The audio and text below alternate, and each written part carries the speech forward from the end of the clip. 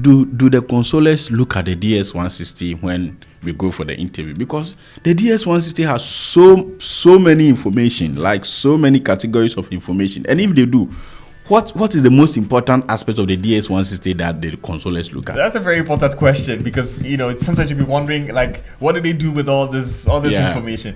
Yes, certainly they do. Anything they ask you, they do look at it.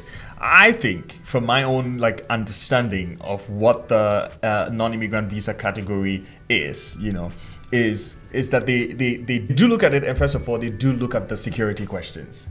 That's the last part of 3, 4, 5 questions. Pages. Yeah, I would think that's one of the very first few pages that they will take a look at, because that's what tells them whether you are going to be a threat to the country, to the US, or you're going to be a friend to the US, right? And so knowing that background helps. And if you pass that, probably the most critical information will be your educational and employment information, employment history, previous employment, current employment, previous education, and current education, and so on and so forth. Because that's where the meat is.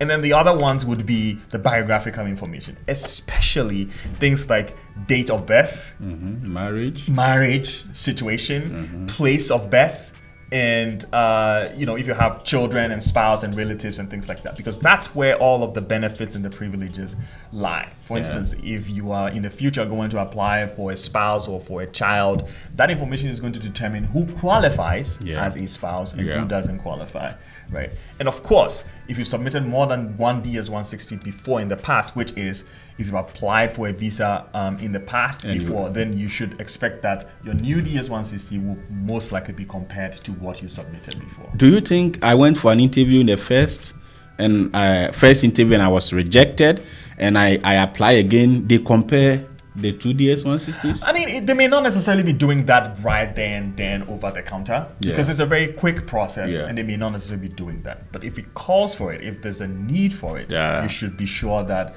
they would do that. And that's why they have something they call administrative processing. Administrative processing is basically give us time to read your stuff. That's what it is. So they will take the time and then they will compare that.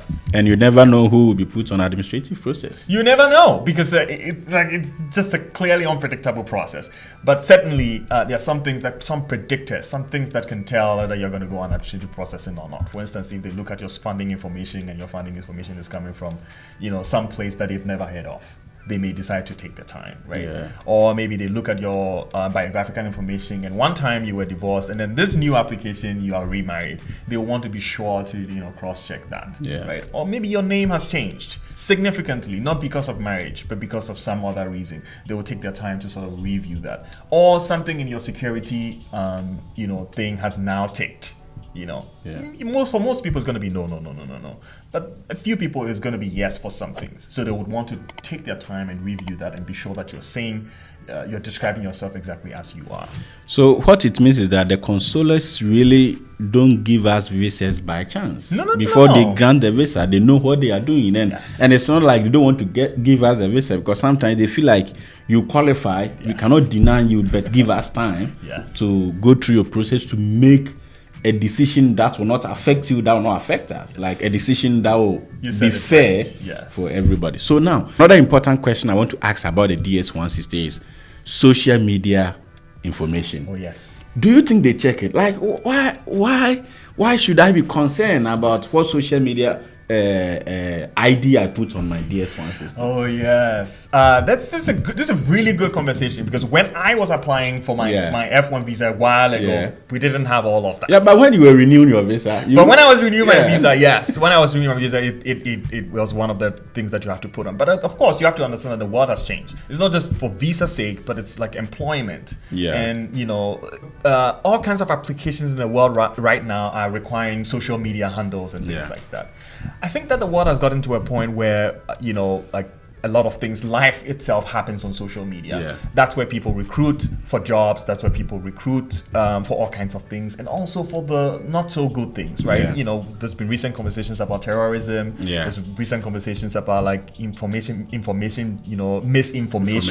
going on out there, and people using their social media to rally some levels of violence, abuse, and things like that, abuse and things like that, hate speeches and things like that, nudity, and just like all these improper information that people post online about other people and also about themselves. So I think that the world that we are living in right now just calls for it. Yeah. The important thing, which is the big advice that we will give to anybody watching us, is just be cautious, right?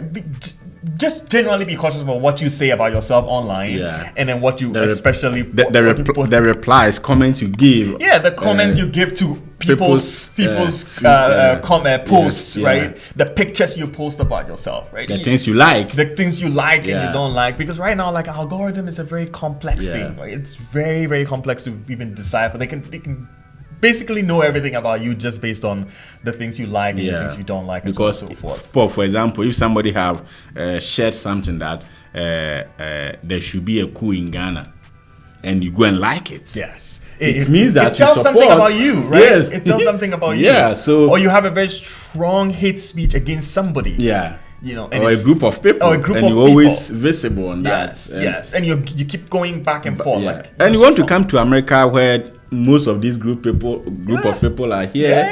So how are you going to just? So basically, what you are saying is that we must be careful what we put on our social media. Generally, yeah, right. And even more specifically, the kind of social media that you put on the application. Yes.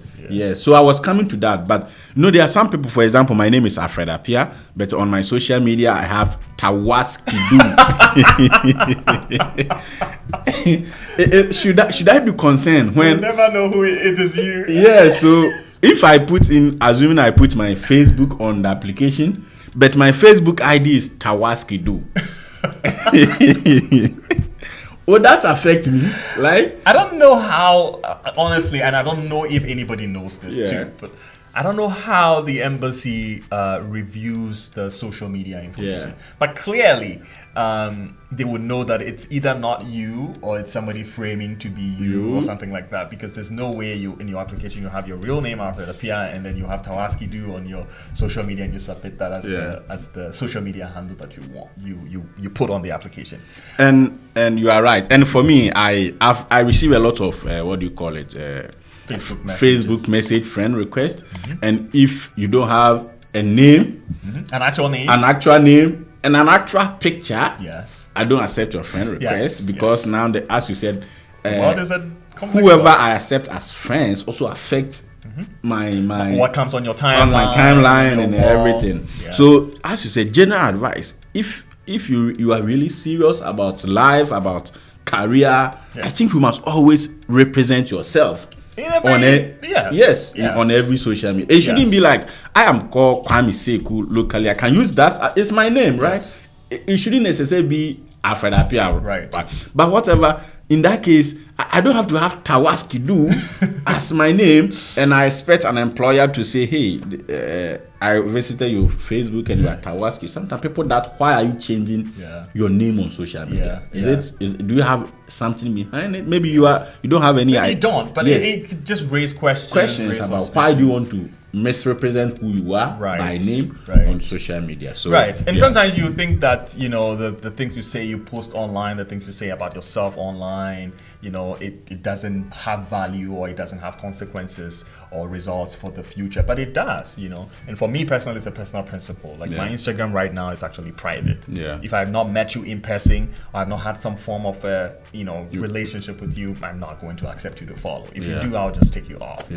My Facebook is the same, because I want to be sure that I am regulating who's in my life, and I'm hoping that other people also regulate who is in their lives as well. So very, very important about your DS-160 and whatever you put on it. Social media is very key.